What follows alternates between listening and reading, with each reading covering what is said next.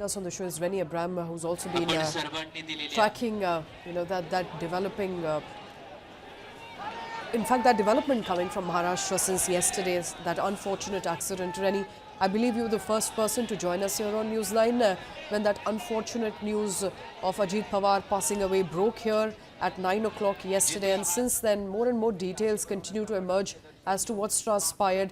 This accident, we've seen many in this country, but an absolute shocker of an accident there where the plane that was supposed to, the aircraft that was supposed to land, it was a tabletop runway, that's what we're given to understand. It was supposed to, land there at 8:45, despite landing or trying to land there twice. At about 8:48, we heard that the aircraft crashed. The details are still awaited. But, a crash that many say could have been avoided. You're right, Shweta. In fact, I was on live on News9, and that was just when I got a message from a senior IAS officer who confirmed to me that Ajit Dada had in fact passed away in the plane crash along with 5 other co-passengers. And that's how, we were able to break the confirmed data on that value. And since you asked, I spoke to some civil aviation people, I spoke to some experts in the airport domains, and as they were explaining to me, it is very premature to instantly arrive at a conclusion on, whether something could have been averted or the reasons behind the crash. They are all awaiting the root cause analysis data. That is the deep dive format that is done, just like it was done after the Ahmedabad crash as well. And that is the one data that was available to the Supreme Court when it told the late Captain Sabharwal, who was flying that ill-fated Ahmedabad Boeing, that the Supreme Court said it in court that you may be rest assured that your son is in no way responsible by pilot error action for the crash. So, that root cause analysis report also will similarly emerge, not instantly, but over the next few months at least, which will tell us exactly what happened. Yes, there may have been some fog coming into the Baramati airport facility, which was not, instrument guided landing options being available to the Learjet. And as your channel today said, Shweta, even the weather forecasts were not really available to private charter planes such as the Learjet that crashed. So it was a big setback for Maharashtra, as well as the families of those 5 colleagues for 5 travelers on the ill-fated Learjet. But that is how we have seen, if you look at Indian history, our first prime minister, second prime minister, Lal Bahadur Shastri, also perished in an air crash out of Tashkent, as the record books will tell us. So this has been India has seen a lot of such, huge personalities whose, political careers were cut short.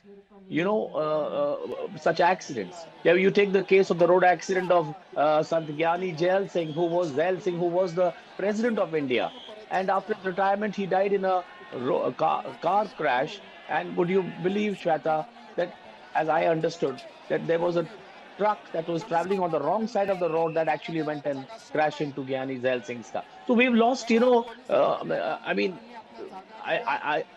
I find it very, very sad that a lot of, like Ajit Dada was in his prime political at 66 of years of age. With tremendous expertise and in his prime, Rennie, and that's what my colleague also pointed out, that he was ambitious and he did not hide his ambition. He didn't meander when it came to what he really wanted from power, but he was also somebody who delivered.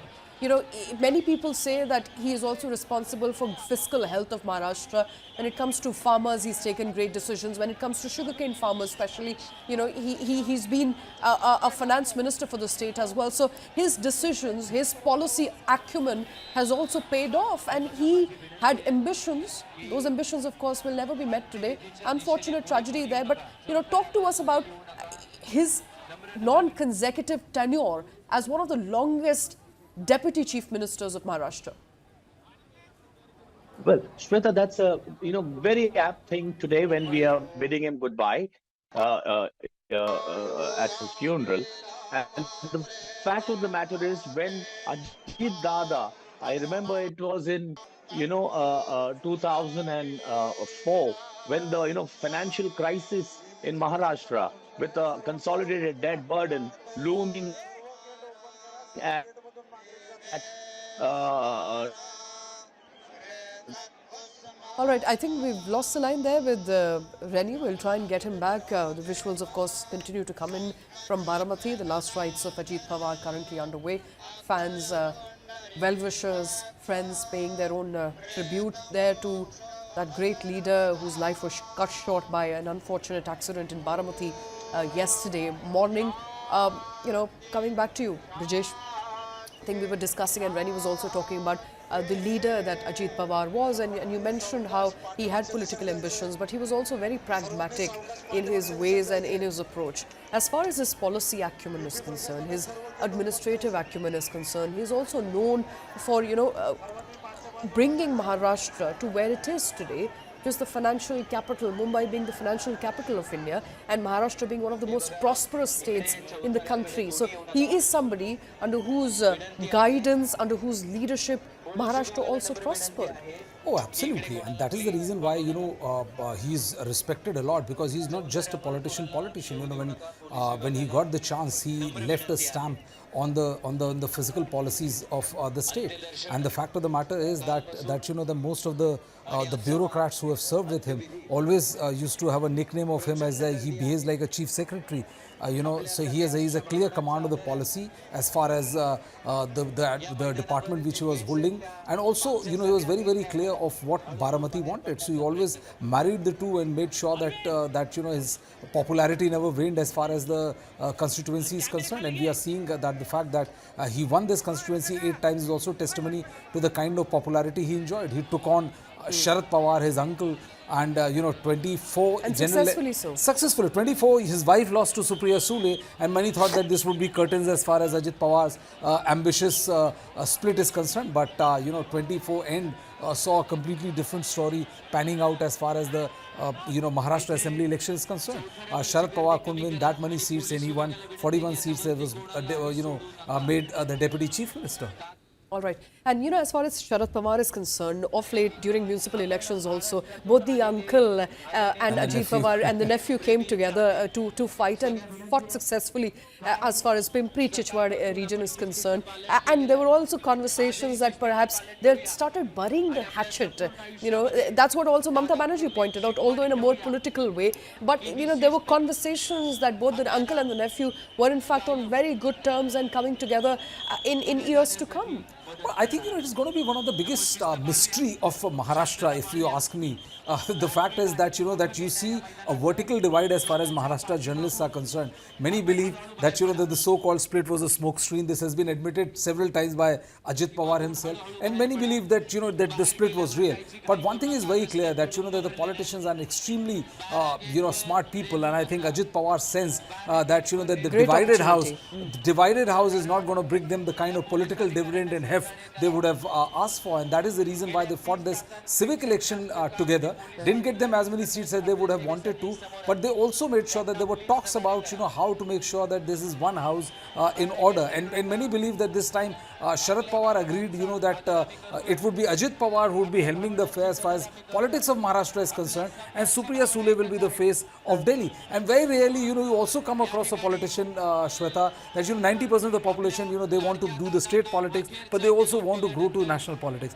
Ajit Pawar was one politician who was only and only concerned about politics of Maharashtra. He never displayed even for a minute and national ambition that he wanted to go to national politics, become a cabinet minister. Supriya Sule is for Delhi, and he's from He cared two hoots about politics, of national politics. His only interest was the politics of Maharashtra, and he was true to form. He never ventured outside the Maharashtra politics, or saying that he wants a piece of action as far as national politics is concerned.